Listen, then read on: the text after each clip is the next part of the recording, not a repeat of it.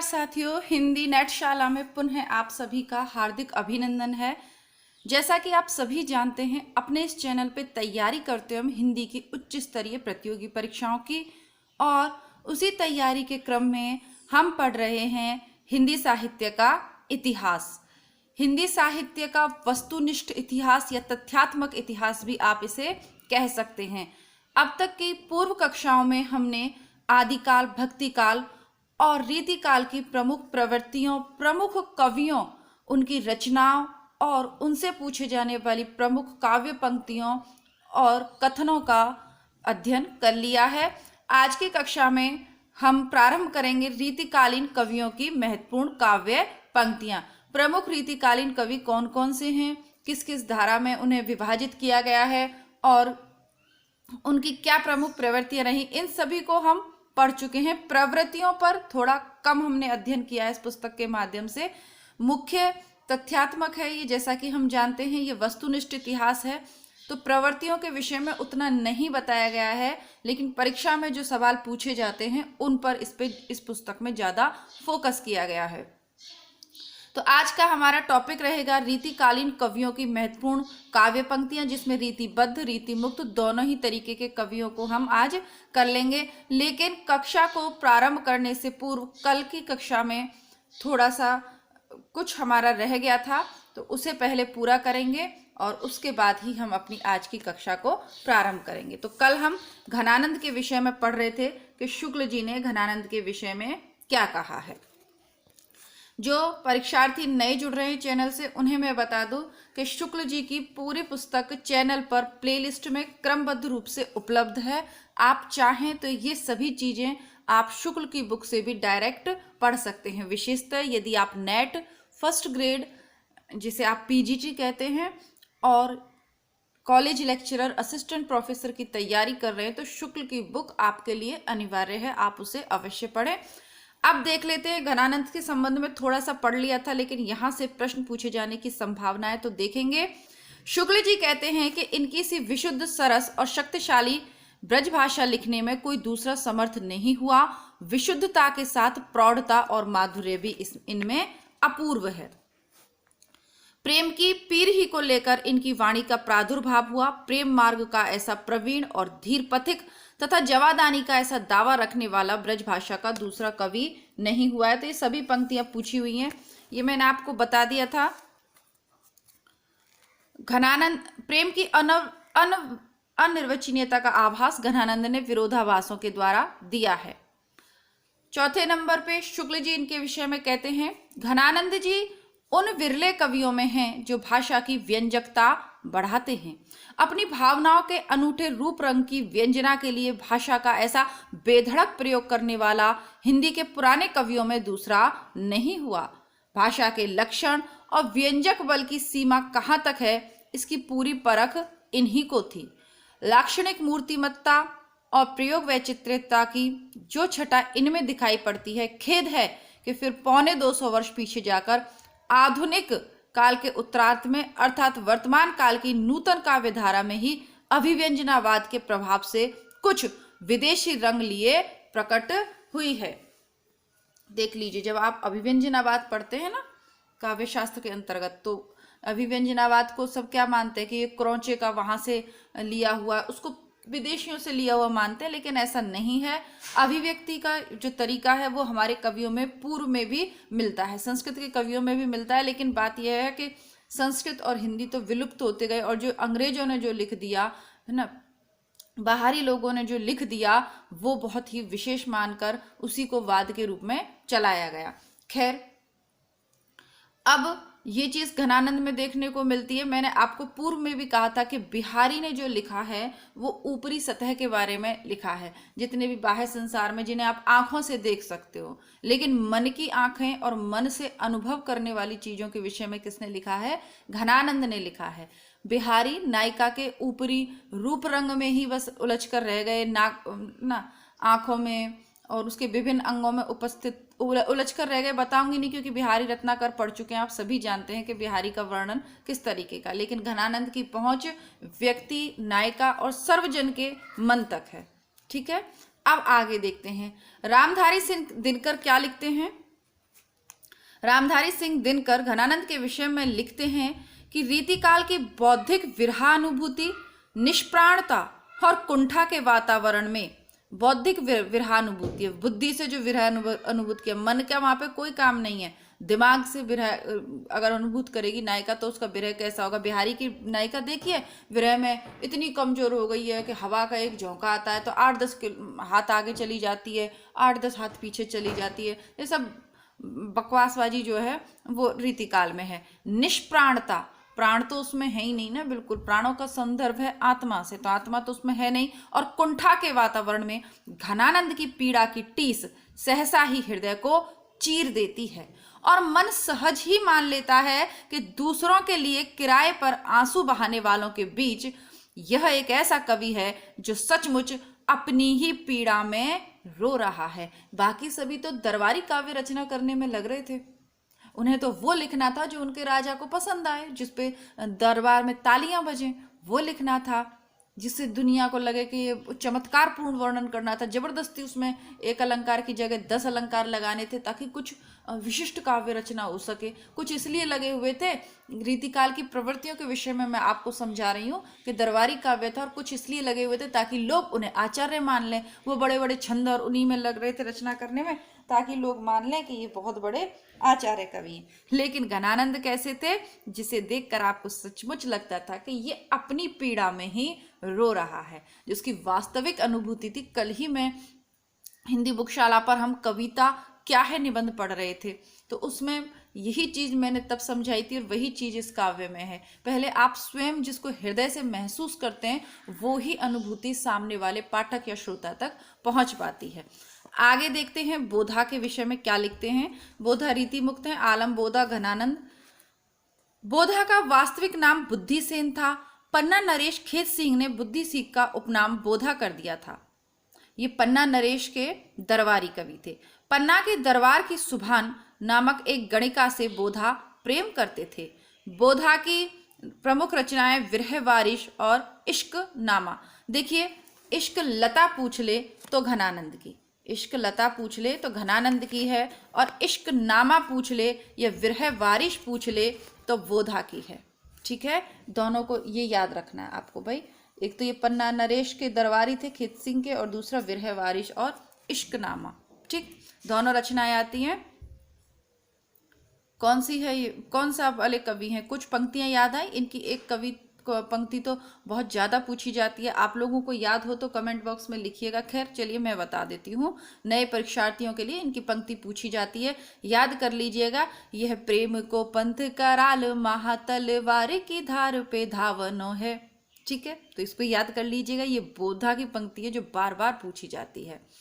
आचार्य शुक्ल ने 3 ठाकुर की चर्चा की है, असली वाले प्राचीन ठाकुर, असनी वाले दूसरे ठाकुर और ठाकुर बुंदेलखंडी।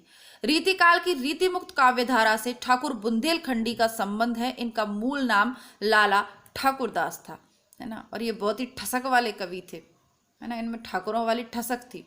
ठीक, अब देखिए, शुक्ल की बुक को डायरेक्ट पढ़ लीजिए या गोविंद पांडे और सरस्वती पांडे की इस बुक के माध्यम से भी वही चीजें लिखी गई हैं जो शुक्ल ने कहा है। शुक्ल ने 3 ठाकुर माने, तो इन्होंने भी ये लिख दिया है कि ठाकुर शुक्ल ने 3 ठाकुर माने। ठाकुर के आश्रयदाता जैतपुर राजा नरेश केसरी सिंह तथा उनके पुत्र राजा परीक्षित थे। ठाकुर की प्रमुख काव्य कृतियां हैं ठाकुर ठसक और ठाकुर शतक। ठाकुर दोनों याद करनी है आपको। आचार्य शुक्ल ने ठाकुर के संबंध में लिखा था, ठाकुर बहुत ही सच्ची उमंग के कवि थे।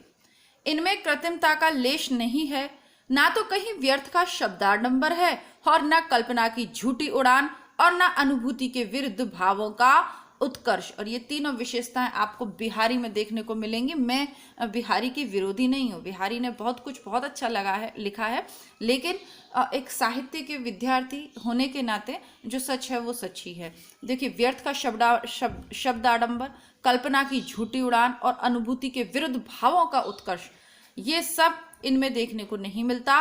ठाकुर प्रधानतः प्रेम निरूपक होने पर भी लोक व्यवहार के अनेकांगदर्शी थे। इन्होंने प्रेम का निरूपण किया है अपने काव्य में, लेकिन ये लोक व्यवहार से भी भली भांति परिचित थे। प्रमुख पंक्तियों में आगे पढ़ लेंगे। द्विजदेव महाराजा मान सिंह अयोध्या के महाराज थे। द्विजदेव की प्रमुख रचनाएं श्रृंगार लतिका और श्रृंगार बत्तीसी। तो पूछ ली जाती हैं, द्विजदेव को कम पूछा जाता है लेकिन पूछ लिया जाता है, दोनों रचनाएं आप ध्यान रखेंगे। आचार्य शुक्ल ने लिखा है, ये महाराज थे, स्वयं महाराज थे, ये जसवंत सिंह हैं, द्विजदेव हैं, ये स्वयं महाराज हैं। ब्रजभाषा के श्रृंगारिक कवियों की परंपरा, इन्हें अप्रतिम प्रसिद्ध कवि समझना चाहिए। ब्रजभाषा के श्रृंगारिक कवियों की परंपरा में इन्हें, परंपरा में लिख लीजिएगा यहाँ पे, इन्हें अंतिम प्रसिद्ध कवि समझना चाहिए। जिस प्रकार लक्षण ग्रंथ लिखने वाले कवियों में पद्माकर अंतिम प्रसिद्ध कवि हैं, उसी प्रकार समूची श्रृंगार परंपरा में ये इनकी सी सरस और भावमयी फुटकल श्रृंगारी कविता फिर दुर्लभ हो गई। ऋतु वर्णनों में इनके हृदय का उल्लास उमड़ पड़ता है।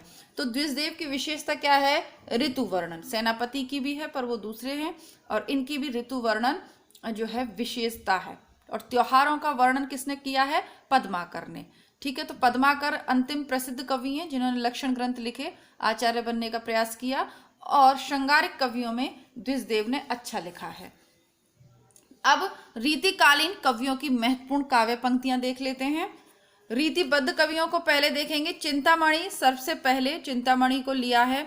अब इनकी कौन कौन सी पंक्तियां हैं वह देखेंगे। कवि कुल कल्पतरु इनका ग्रंथ है, काव्य ग्रंथ है, तो उसमें है रीति सुभाषा कवित्व की वर्णत बुद्ध अनुसार। पूर्व में भी ये पंक्ति हम पढ़ चुके हैं इसी बुक में।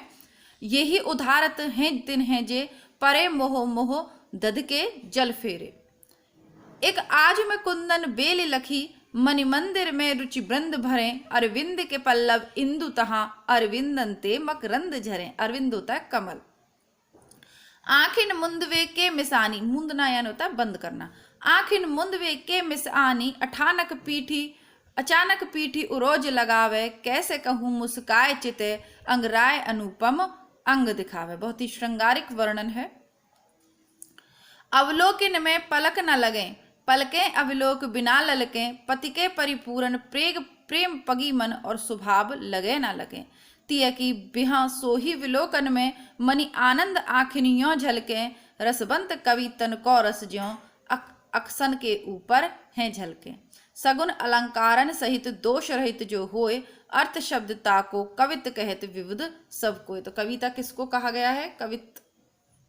सगुण अलंकारन सहित, सगुण अलंकारों के सहित दोष रहित जो होए। अर्थ शब्दता को कवित कहत विविध सब कोय। सब विद्वान उसे कविता कहते हैं। तो ये हो गई चिंतामणि की। और अब देख लेते हैं मतिराम की। नृपति नैन कमलिन वृथा चितबत बासर जाही। हृदय कमल में हरि ले कमल मुखी कमलाही। सतसई से हैं ये। छोड़ो अपनी भौन तुम भौन कौन के जात। ले धन ले ते धन ले ब्रिजराज लखें गृह काज करें अरुलाज संवारें। ठीक है, ये नीति प्रसिद्ध इनकी पंक्ति हैं। मतिराम की और पंक्तियां देखेंगे। कौकेतिक उपाय करो किहूँ होते हैं आपने पीव पराए। कौकेतिक उपाय करो कहूँ होते हैं आपने पीव पराए। कुंदन को रंग फीका लगे छलके सब अंगन चारू गोराई। आखिन में अलसानी चितौनी में मंजु विलासन की सरसाई। कुंदन को रंग फीको लागे मतिराम की सुप्रसिद्ध पंक्ति है। हाईलाइट कर लीजिएगा, रजिस्टर में नोट डाउन कर लीजिएगा, या यहीं पे 2 बार पढ़ लीजिएगा। कुंदन होता है स्वर्ण, उसके अंगों की जो सुंदरता की चमक है वो उतनी ज्यादा है कि सोने का रंग उसके आगे फीका लगता है। पुनः देखते हैं।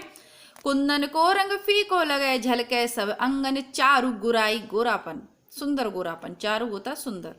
आखिन में अलसान चितौनी में मंजु विलासन की सरसाई। को बिनु मोल बिकात नहीं मतिराम लहे मुस्कान मिठाई। ज्यों ज्यों निहारे नेरे हैं नैनन त्यों त्यों खरी निकरे सी निकाई। कौन नहीं बिक जाएगा? बिना मोल के ही बिक जाते हैं ना उस मुस्कान पे, मीठी मुस्कान पे। क्यों इन आँखन सो निहंसक हे मोहन के तन पानिप पीजे। नैकु निहारे कलंक लगई है गांव बसे कहो कैसे कह जीजे। केली की रात अघाने नहीं दिन ही में ललापुनी घात लगाई। और दो आनंद सो आंगन मांझ विराजे, आषाढ़ की सांझ सुहाई, आंखन ते गिरे आंसुन की बूंद, सुहास उड़ गयो उड़ हंस की नाही। देव अपनी अपनी रीति के काव्य और कवि रीति। भाषा प्राकृत संस्कृत देख महाकवि पंथ। शब्द रसायन से पंक्ति ली गई है। जो सर्वाधिक पूछी जाती है वो इनकी यही वाली है। अविधा उत्तम काव्य है, मध्य लक्षणाहीन, अधम व्यंजना रस विरस, उल्टी कहत नवीन। पर रस चाहे पर किया, तजे आपू गुण गोत, प्रेमहीन प्रिय वैश्या है श्रृंगाराभास। दधि धृत मधु पायास, पायस तज वाय सुचाम चवात, सासन ही में समीर गयो और आंसुन ही सब नीर गयो ढरी। बेग ही बूढ़ गई पखियां अखियां, मधु की मखियां भई मेरी, सांवरे लाल को रूप में नैनन को कजरा करी राख्यों। प्रेम तो कहत ठाकुर ने ऐठो सुन, बैठो गड़ी गहरे तो पैठो प्रेम सर में, साथ में रखिए नाथ उन्हें हम हाथ में चाहत चार चुरिए। रावरु रूप भरो खियन भरो, सो भरियो उनियर सो दरियो परे, बंसी बट तट नट नागर नट तू में। अब ये सब पंक्तियां अब आपको याद रटनी पड़ेंगी है कि देव की कौन सी है और मतिराम की कौन सी है, भिखारी दास की कौन सी है। रटना नहीं चाहते हैं तो पुनः पुनः मैं कहूँगी, बारंबार आपसे कहती हूँ कि आप शुक्ल की बुक को पढ़ो। जब तक आप शुक्ल की बुक को नहीं पढ़ लोगे और पहली बार यदि आप पढ़ने का प्रयास करोगे तो आप कौन कौन सी पंक्तियाँ याद करोगे कि कौन सी पंक्ति किस कवि की है। थोड़ा सा जब कवियों से परिचय होगा तो आप समझने लगेंगे कि ये पंक्ति इस कवि की है और इसकी नहीं हो सकती क्योंकि इसने ऐसी काव्य रचना नहीं की है। और रीति काल में तो श्रृंगार वर्णन है, तो जिन्होंने श्रृंगारिक वर्णन लिखा है वो सब पंक्तियां आपको एक जैसी लगेंगी सिवाय कुछ प्रसिद्ध पंक्तियों, क्योंकि कुछ प्रसिद्ध पंक्तियां तो पढ़ते पढ़ाते याद हो जाती हैं कि ये किस कवि की हैं। इसके अलावा गद्य की जो रचनाएं आपकी कहानी, निबंध, उपन्यास, नाटक अब तक जो नेटशाला पर अर्थात जिस पर आप ये वीडियो देख रहे हैं मैंने करवा दिए हैं वो तो इसी पर ही हैं। इसके अलावा आगे के जो आपके उपन्यास, नाटक, निबंध, कहानियाँ, यात्रा वृत्तांत, डायरी, रिपोर्टर, जो भी गद्य की रचनाएं वह आपको हम अपने ही दूसरा जो चैनल है हिंदी बुकशाला उस पर मिलेंगी। लगातार मैं करवा रही हूँ आरपीएससी के जितने भी सिलेबस की रचनाएं, आपका second grade, first grade, college lecturer हो या यूपी से आप पीजीटी टीजीटी की तैयारी कर रहे हो, असिस्टेंट प्रोफेसर की तैयारी कर रहे हो, वो सब रचनाएं, जैसे कहानियों की बात करूँ तो इस चैनल पे सारी उपलब्ध हैं, निबंध भी उपलब्ध हैं। लेकिन आगे की जो चीज़ें हैं जो नई नई जुड़ रही हैं, जैसे पटाक्षेप नहीं होगा, खून का टीका है, लहरों के राजहंस है, बहुत सारे नए नए जो चीज़ें जुड़ रही हैं वो आपको हिंदी बुकशाला पर मिल जाएंगी। इसके अलावा तमस है, मैला आंचल है, महाभोज है, स्कंद गुप्त है, आषाढ़ का एक दिन है, बहुत सारी रचनाएं आपको पूरी की पूरी बुकशाला पर मिल जाएंगी। सॉरी, हिंदी बुकशाला पर मिल जाएंगी। बुकशाला एक अलग चैनल है। हिंदी बुकशाला को प्लेलिस्ट आपको चेक करनी है और प्लेलिस्ट चेक करने के बाद ही आपको चैनल को सब्सक्राइब करना है। बार बार कहना इसलिए पड़ता है क्योंकि नए परीक्षार्थी जो जुड़ते हैं वो या भूलवश आप लोग सब्सक्राइब नहीं कर रहे हो। व्यूज़ आ रहे हैं लेकिन जब भी मैं देखती हूँ तो ऐसे परीक्षार्थी बहुत ज़्यादा हैं जो एक वीडियो देख के सब्सक्राइब नहीं कर रहे हो। वीडियोस आप देख रहे हो लेकिन चैनल को सब्सक्राइब नहीं कर रहे हो। भाई आप हिंदी बुकशाला और हिंदी नेटशाला को सब्सक्राइब करें तो मैं बता दूं कि आपके सब्सक्राइब करने के और वीडियो को लाइक करने का कोई पैसा नहीं लगता है। और जितना भी आपका सिलेबस है, जो भी नई चीज़ ऐड हो रही है वो सब कुछ आपको प्लेलिस्ट में उपलब्ध है। एक ही जगह आपको सारी सामग्री मिल रही है जिसमें पुराने पेपर भी हैं, आपके आरपीएससी के भी पुराने पेपर हैं, यूपी के भी, यूपी टीजीटी पीजीटी के भी पुराने पेपर हैं, नेट के भी पुराने पेपर हैं, प्रैक्टिस सेट्स हैं, सब कुछ आपको हिंदी नेटशाला की प्लेलिस्ट में मिल रहा है। तो आपको यदि अच्छा लगे तो आप इसको सब्सक्राइब ज़रूर करें और साथ ही घंटी वाले बटन के साथ ऑल वाला ऑप्शन दबाएं ताकि डेली नोटिफिकेशन आपको मिल जाए। आगे बढ़ते हैं।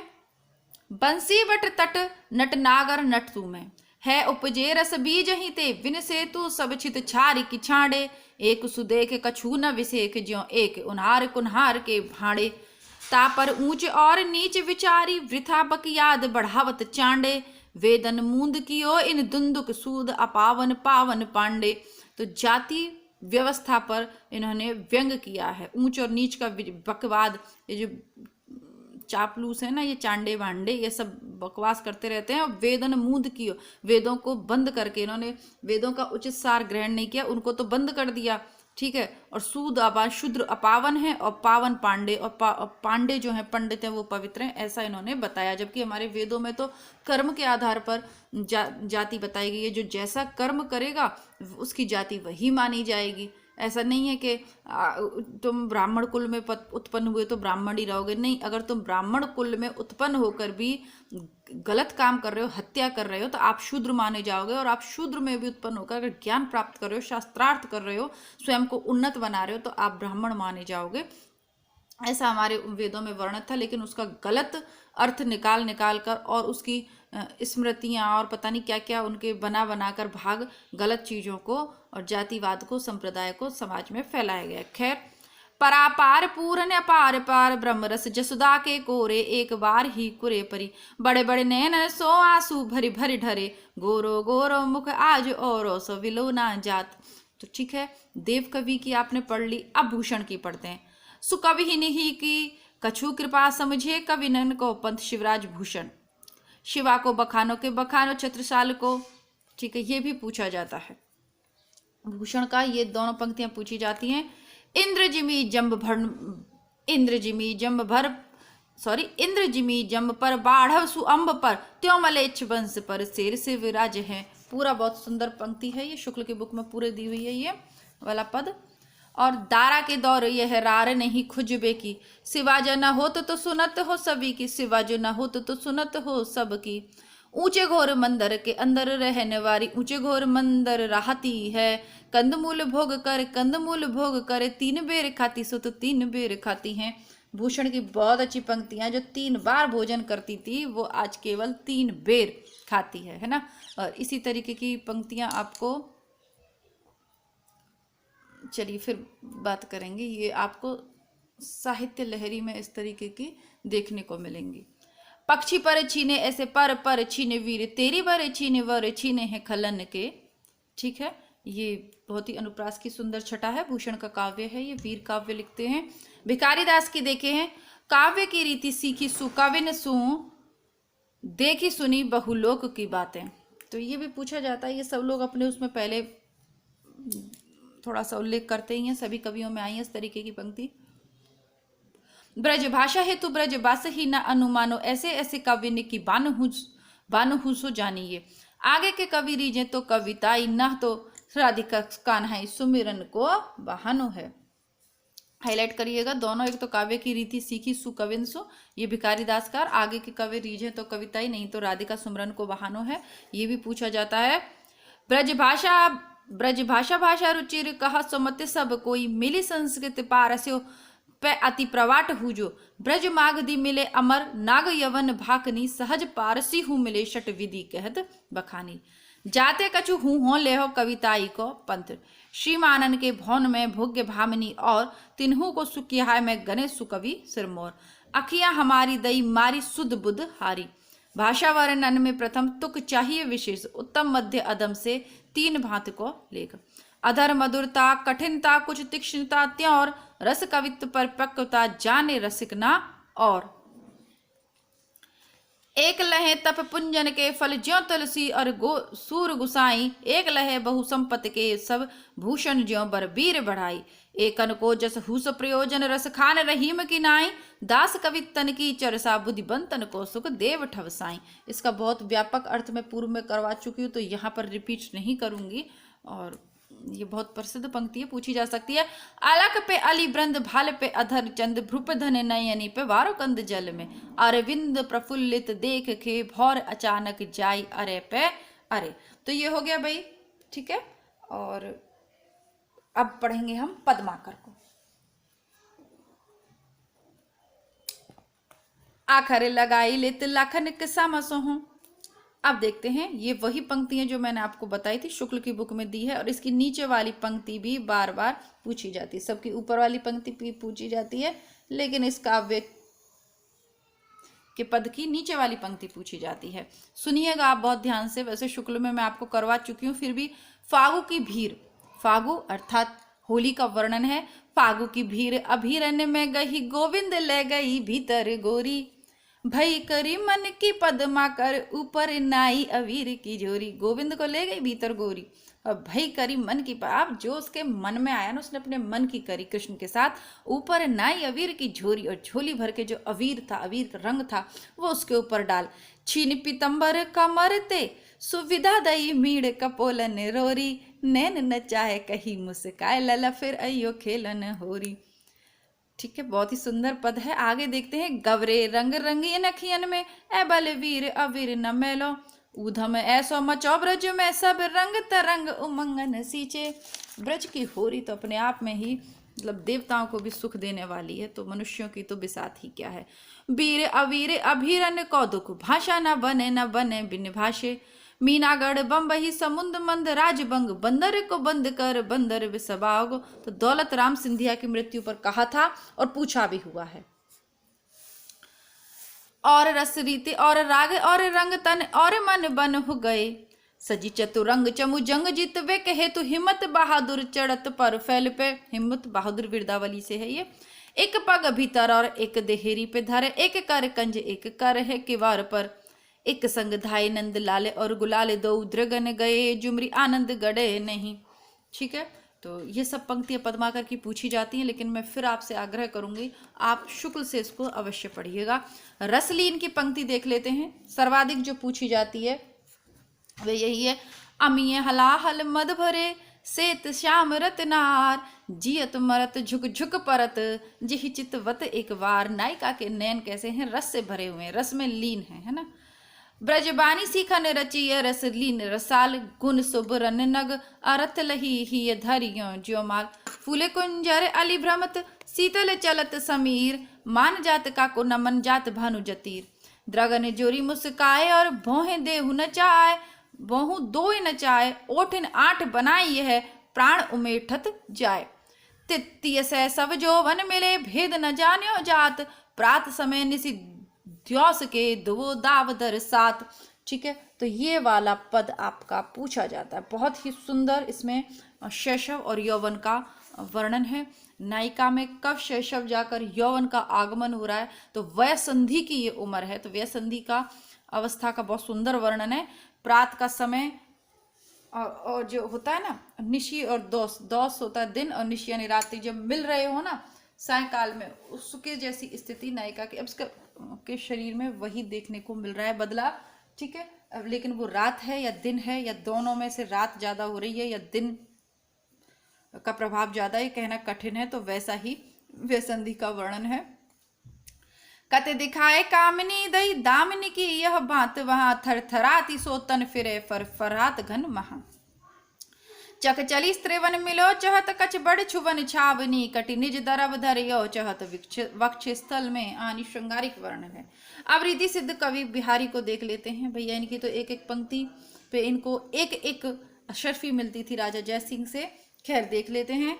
नहीं पराग नहीं मधुर मधु नहीं विकास इह काल, अली कली ही सौ बंध्यो आगे कौन हवाल। राजा जयसिंह को अपनी नवोड़ा रानी के प्रेम में उन्मुक्त देखकर, राजकाज्य से विमुख देखकर उन्होंने ये पंक्ति दरबारियों के आग्रह पर लिखकर भेजी थी। तो ये अन्योक्ति है एक तरीके से। तंत्रीनाद कवित रस सरस राग रत रंग, अन बूढ़े बूढ़े तिरे जो बूढ़े सब अंग। अंग अंग नग जगमती दीप शिकासी, देह दिया बुझाए हूँ रहे बड़ो उजारोगे। अंग, अरे नायिका का अंग में दीप शिखा की समान इतनी ज्यादा उसके अंग अंग में रोशनी है कि दिया ही बुझा दो आप, नायिका आ गई तो रोशनी अपने आप हो जाएगी। वाह क्या बात है ना। कल्पना की उड़ान, शब्दों का आडंबर। आई देखिए। रस सिंगार मंजन किए कंजन मंजन देन, अंजन रंजन हूँ बिना खंजन गंजन नैन। अनियारे दी रग दृगनी किति न तरुणी समान, वह चितवन कछु और है जिहि बस होत सुजान। बरसत लालच लाल की मुरली धर लुकाए, सोहे करे बोहन हंसे देन कहे नट जाए। बरसत लालच लाल की, ये सभी पंक्तियां भाई प्रमुख हैं, आपको तो पढ़नी है। नासा, फिर भी मुख्य अगर पूछेंगे तो छठे नंबर की को लगा लीजिएगा। नासा मोर नचाए दृग करी काका की सोहों, कांटे सी कस कहिए गढ़ी कटीली भौं। इति आवत चली जात उत चली 6-7 हाथ, चढ़ी हिंडोले सी रहे लगी उसासन हाथ। तो ये वही वाली पंक्ति है जो मैं कह रही थी, 6-7 हाथ आगे चली जाती है और 6-7 पीछे हिंडोले की तरह घूमती है। वो नायिका कमजोर हो गई है ना विरह में, इसलिए। आड़े दे आले बसन जाड़े हूं की रात, साहस के नेह बस सखी सब ढिंग जात।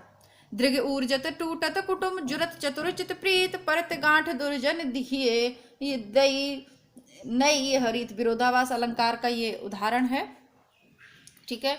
और विरोधाभास का उदाहरण है बिहारी रत्नाकर पढ़ चुके हैं, प्लेलिस्ट में आपको मिल जाएगा, तो आप पढ़ लीजिएगा। बाकी इनकी व्याख्या बहुत सारे ये जो पद हैं ये उसमें आपको मिल जाएंगे। यहाँ भी व्याख्या करूँ और उसमें भी समय बर्बाद करूँ तो वो गलत ही होगा, तो आप बिहारी रत्नाकर पढ़ लीजिए। घनानंद कवित्व भी उपलब्ध है तो वो आप पढ़ लीजिए।